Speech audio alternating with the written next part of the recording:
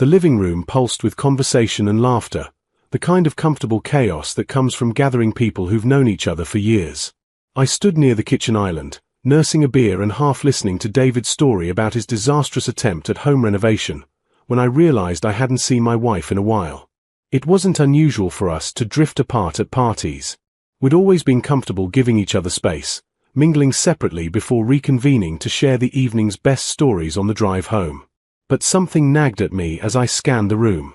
The last time I'd seen her, she'd been on her third glass of wine, or was it her fourth? She rarely drank that much. "Have you seen my wife?" I asked David, interrupting his tale of accidentally demolishing a load-bearing wall. He glanced around, then shook his head.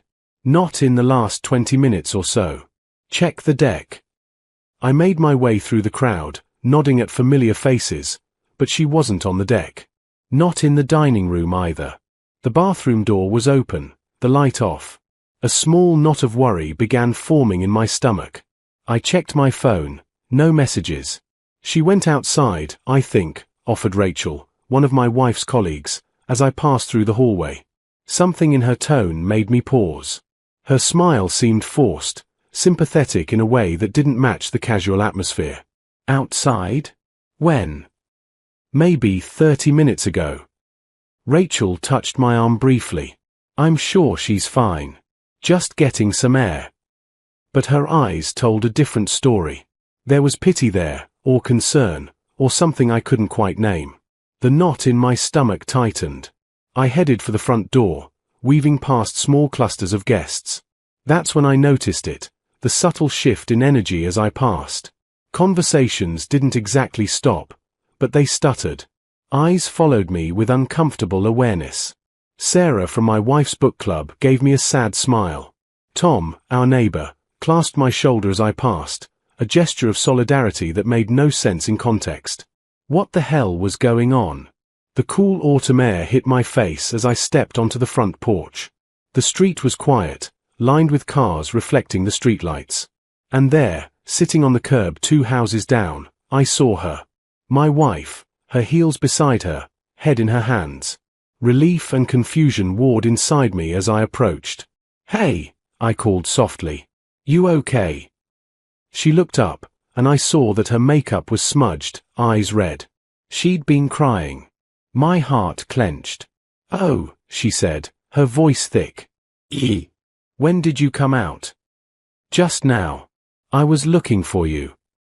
I sat down beside her on the curb, the concrete cold through my jeans. "What's wrong? What happened?" She stared at me for a long moment, her expression confused. "Nothing happened.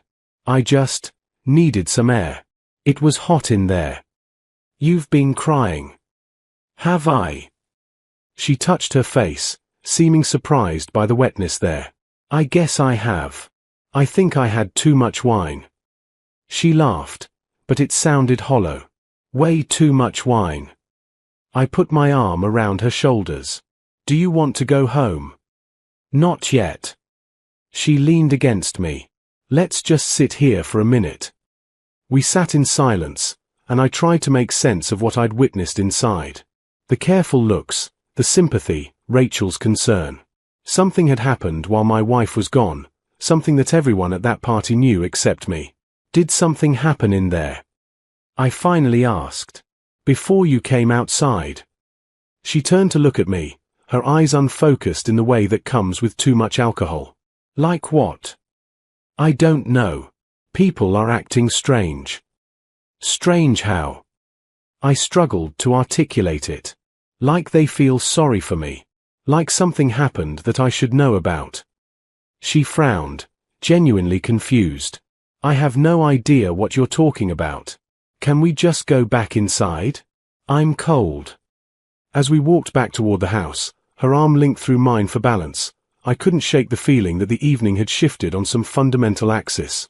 And whatever had changed, I was the only one who didn't understand why. The moment we walked back into the party, I felt it again, that collective awareness, like everyone was pretending not to watch us. My wife headed straight for the kitchen, mumbling something about needing water, leaving me standing awkwardly in the entrance to the living room. "Hey, man." It was James, my college roommate and the host of this gathering. He guided me toward the quieter corner near the bookshelf, his hand firm on my elbow. "Can we talk for a second?" "What's going on, James?" "Everyone's acting like someone died." He ran his hand through his hair, a nervous gesture I'd known for 15 years. "Look, I don't know how much you know, but your wife had a bit of a moment earlier, before she went outside." My chest tightened. What kind of moment? She was talking to a group of us, Rachel, Tom, the Johnsons, a few others.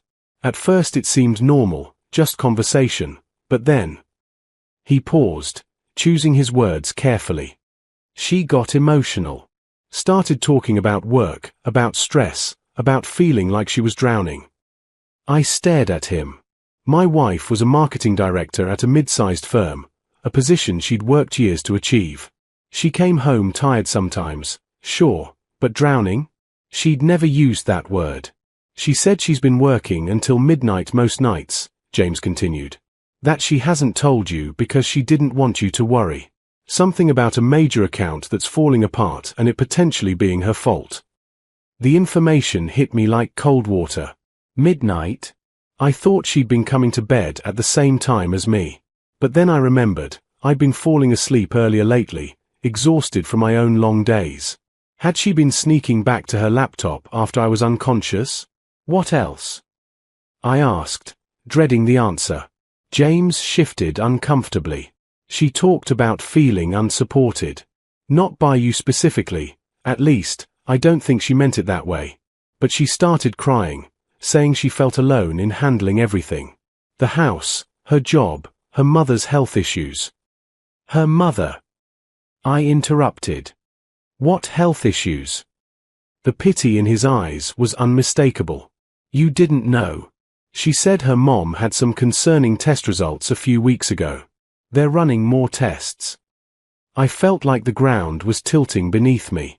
My mother-in-law had health concerns, and I didn't know. My wife was working herself to exhaustion, and I'd been oblivious? What kind of husband was I? "There's more," James said quietly. "She mentioned that sometimes she feels invisible. That she could disappear and wasn't sure anyone would really notice." The words cut deep. I wanted to protest, to say that of course I'd notice, but the evidence suggested otherwise. I hadn't noticed she was working until midnight. Hadn't noticed she was carrying the weight of her mother's health scare. Hadn't noticed that my partner, my wife, was silently struggling. How much did she have to drink? I asked. Maybe 4 glasses of wine? Over the course of 2 hours. Enough to lower her inhibitions, but... He trailed off. "Look, I don't think she was making things up. I think the alcohol just let out things she's been holding in." I nodded slowly, processing. In vino veritas, in wine, there is truth. The ancient saying felt painfully relevant. Where is she now? Kitchen, last I saw. Rachel was getting her some water and crackers. I found her sitting at the kitchen table, Rachel hovering nearby with a concerned expression. My wife looked small somehow, diminished, her usually confident posture collapsed into something hunched and defensive. "Hey," I said softly, sitting across from her. Rachel took the hint and melted away. "I think I'm drunk," my wife said, attempting a smile that didn't reach her eyes. "I shouldn't have had that last glass. James told me you got upset earlier. That you were talking about work." Her face went carefully blank.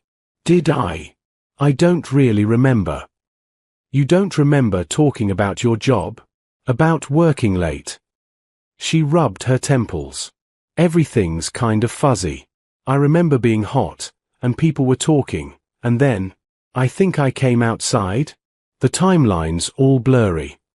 I leaned forward, taking her hands. They were cold despite the warmth of the house. "Why didn't you tell me things were so bad at work? Why didn't you tell me about your mom?" Confusion crossed her face, then something like fear. "What are you talking about? What did I say?" "You really don't remember?" "I remember drinking too much wine and feeling overwhelmed and hot. I remember needing air. But I don't." She pulled her hands away, wrapping her arms around herself. What did I tell people? Looking at her, vulnerable, confused, clearly distressed, I realized this conversation couldn't happen here, surrounded by our friends and their knowing looks. Whatever my wife had revealed, whatever had been building beneath the surface of our marriage, it deserved privacy. Let's go home, I said. We can talk there. She nodded gratefully, but as we gathered our things and made our goodbyes, I caught her glancing around the room with growing horror, as if trying to piece together a crime she couldn't remember committing. Sunlight streamed through the bedroom curtains with aggressive cheerfulness, and I heard my wife groan beside me. She was awake, one arm thrown over her eyes, her body radiating the kind of stillness that comes with a serious hangover. How are you feeling? I asked, propping myself up on one elbow. Like I drank a bottle of regret. Her voice was hoarse. Can you close those curtains more? I got up and adjusted them, dimming the room to a more forgiving twilight. When I returned to bed, she was sitting up, looking miserable and embarrassed in equal measure. I'm sorry about last night, she said. I don't usually drink like that. I know. I sat beside her, not quite touching. The space between us felt charged with everything unsaid. Do you remember anything from the party? She closed her eyes, thinking. Bits and pieces. I remember talking to Rachel and Tom. I remember feeling really hot and anxious. I remember going outside and you finding me. She opened her eyes, looking at me with genuine distress. But there are gaps. Big ones. Did I do something terrible? You didn't do anything terrible, I assured her. But you said some things. Important things. Her face paled. What kind of things? I took a breath, trying to figure out how to approach this. You talked about work. About how stressed you've been, how you've been working until midnight most nights. Is that true? She looked down at her hands, twisting her wedding ring. Yes. Why didn't you tell me? Because. She stopped, searching for words. Because you have your own stress with your job, and I didn't want to add to it. And because saying it out loud makes it feel more real, more overwhelming. If I just kept pushing through, I thought I could handle it. What's happening at work? She sighed, a sound heavy with exhaustion. The Morrison account. You remember, the one I landed 6 months ago? It's falling apart. They're unhappy with the campaign results, threatening to pull their contract. If I lose them, it's millions in revenue, and it's my fault. I'm the account lead. I've been trying to fix it, working late, reworking strategies, but nothing's working and I'm terrified I'm going to get fired. The words poured out of her now, as if a dam had broken. And then there's the team restructuring my boss has been hinting at. Budget cuts. Layoffs. I might be let go anyway, regardless of Morrison, and we have the mortgage and your student loans and my mom. She stopped abruptly, and I saw tears starting to form. What about your mom? I asked gently. She had a mammogram 3 weeks ago. They found something. Not definitely cancer, but concerning enough that they scheduled a biopsy. She gets the results this week. Her voice cracked. And she asked me not to tell anyone until we knew for sure, including you, because she didn't want people worrying for nothing. So I've been sitting on that information, terrified, trying to pretend everything's fine while I imagine the worst possible outcomes. I reached for her hand, and this time she let me take it. God, honey, why carry all of this alone? Because that's what I do, she said simply. I'm the one who handles things. My mom's health, my career, making sure the bills get paid, keeping the house running. You contribute, I'm not saying you don't, but the mental load, the remembering, the organizing, the worrying, that's on me. It's always been on me. The truth of her words stung because I couldn't deny them. I paid bills when she reminded me. I did chores when she asked. But did I proactively notice what needed doing? Did I track her mother's doctor appointments or remember when the HOA fees were due? Did I see the weight she was carrying, or had I been comfortably oblivious? I'm sorry, I said, and meant it. I'm sorry I haven't been paying attention. I'm sorry I let you shoulder all of this alone. She squeezed my hand. It's not all your fault. I'm terrible at asking for help. I tell myself I can handle everything, and then I bury my feelings until they come exploding out at inappropriate moments. Like apparently at parties after too much wine. What else did I say last night? She asked after a moment. James mentioned you talked to him. You said you felt invisible sometimes. That you felt unsupported. She winced. I'm sure that went over well with everyone. Is it true though? Do you feel that way? She was quiet for a long moment.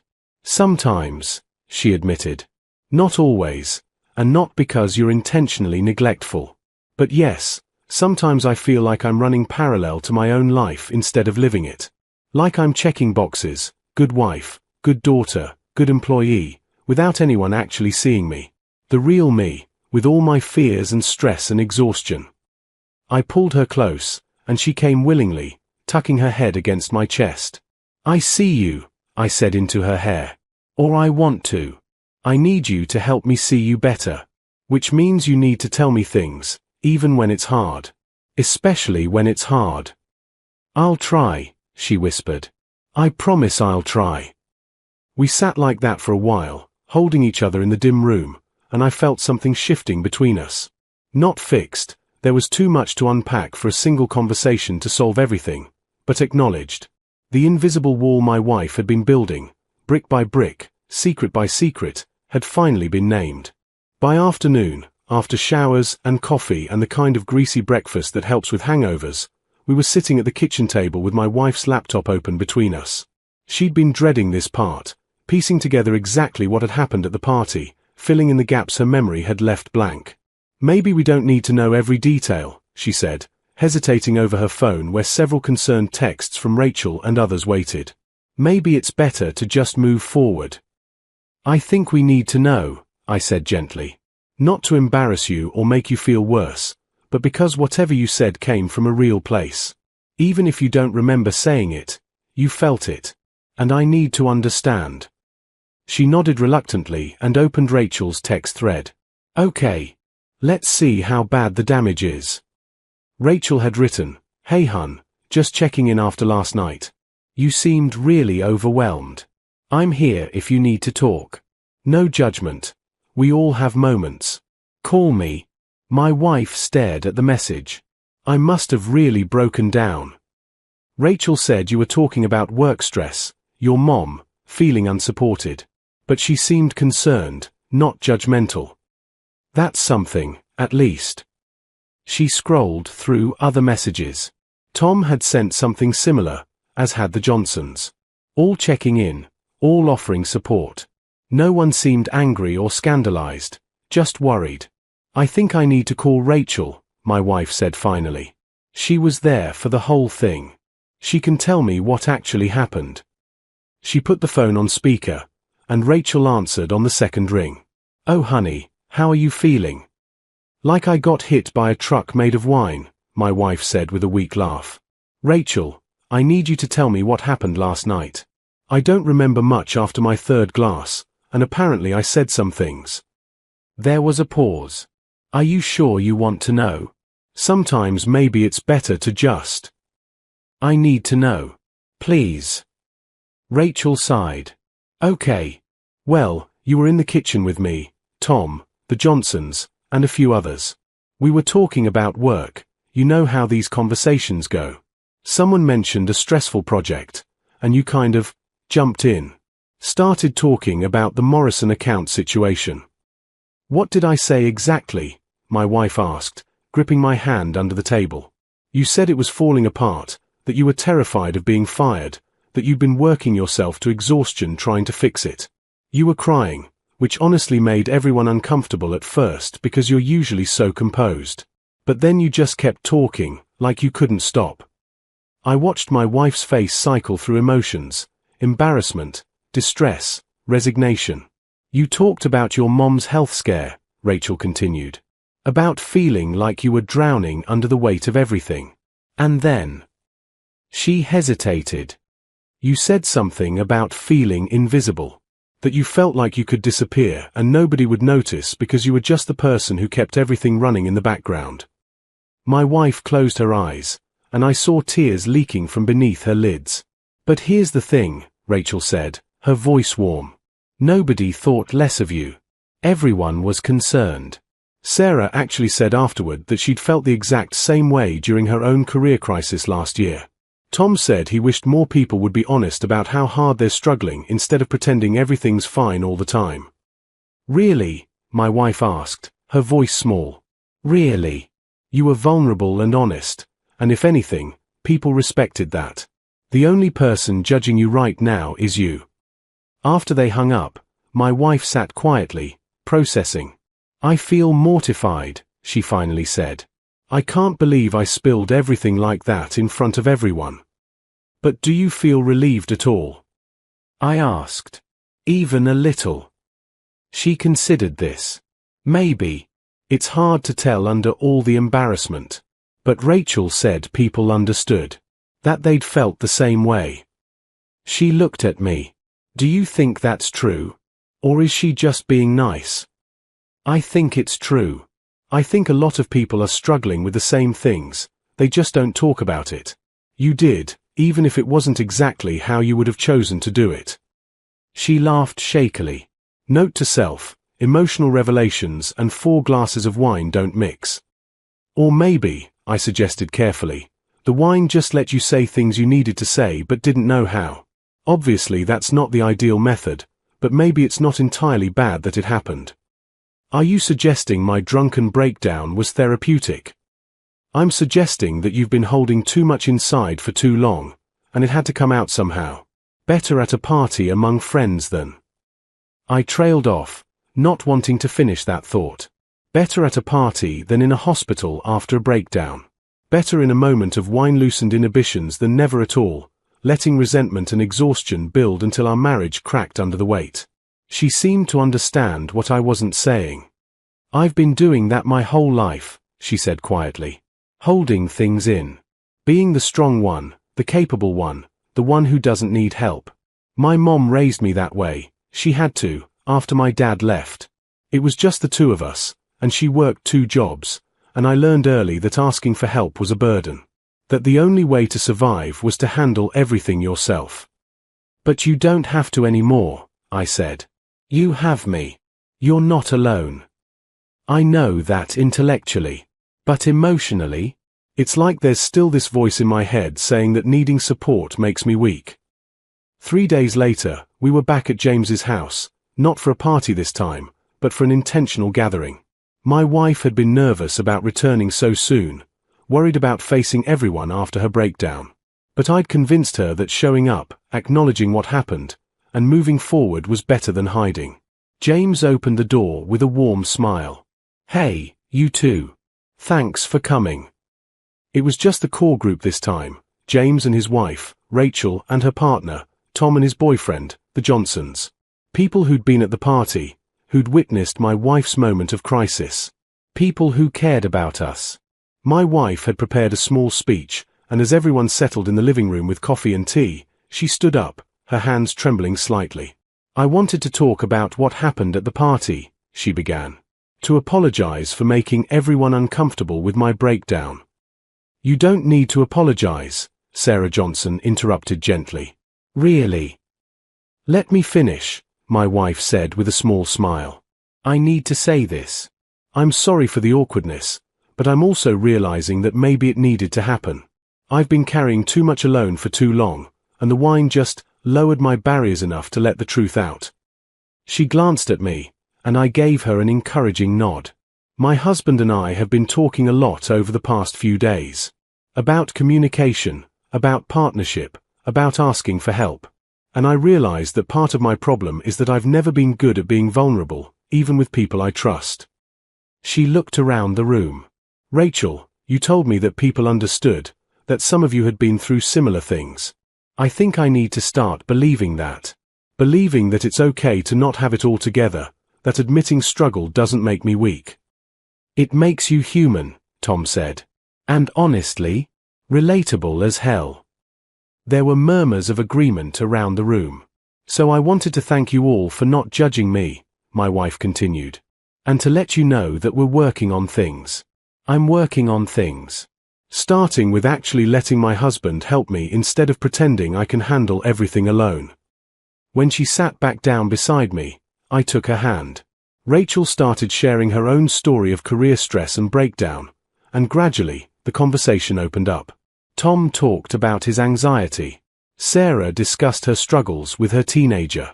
James admitted that he and his wife had been in marriage counseling last year. It struck me how rare these honest conversations were. How much time we all spent curating perfect versions of ourselves, the successful career, the happy marriage, the well-managed life, while secretly struggling with the same fears and doubts.